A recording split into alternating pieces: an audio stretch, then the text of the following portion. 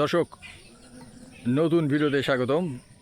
দর্শক, গতকাল 15 আগস্ট চলে গেল, আর একই দিনে শেখ হাসিনার বাবা অর্থাৎ বঙ্গবন্ধু শেখ মুজিবুর রহমানের মৃত্যু দিবস ছিল, যেটাকে শোক দিবস বলে। যদিও কোনো সেই আগের মতো আড়ম্বর নেই।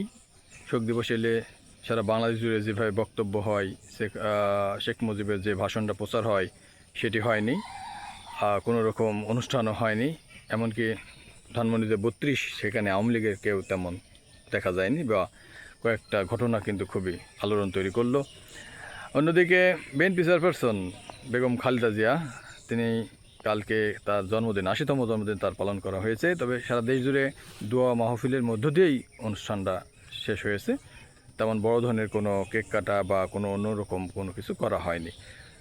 তো শেখ মুজিবের শোক দিবস, অন্যদিকে খালেদা জিয়ার জন্মদিন, বাংলাদেশের এই মানে দুই শ্রেণীর মানুষ এটাকে নিয়ে অনেক বিতর্ক তৈরি করে, সমালোচনা করে।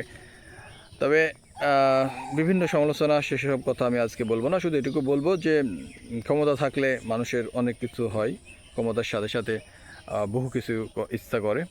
যেমন এক সময় আমরা দেখতাম 15 আগস্ট এলে দুদিন ধরে শহরে, প্রান্তরে, বন্দরে, গ্রামে গঞ্জে সবসময় দেখতাম বঙ্গবন্ধুর ভাষণ হতো।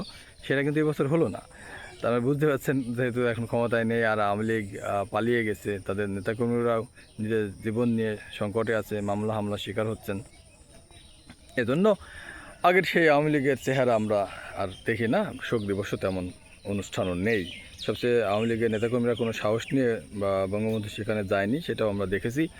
অন্যদিকে শুধু দোয়া এবং মাহফিলের মধ্য দিয়েই দেশের বিভিন্ন মসজিদে বা যা বিএনপির কার্যালয় বা বিএনপির যেখানে সাধারণত মিটিং মিছিল করে থাকে, সেই সকল স্থানগুলোতে তারা দেখলাম শুধু দোয়া মাহফিল করেছে। কেক কাটা নিষিদ্ধ ছিল দলের পক্ষ থেকে। এই ছিল 15 আগস্টের দিনভর বাংলাদেশের ঘটনা। আর নতুন ভিডিওতে দেখা হবে। ভালো থাকবেন। যারা চ্যানেলে এসেছেন নতুন, সাবস্ক্রাইব করতে ভুলবেন না।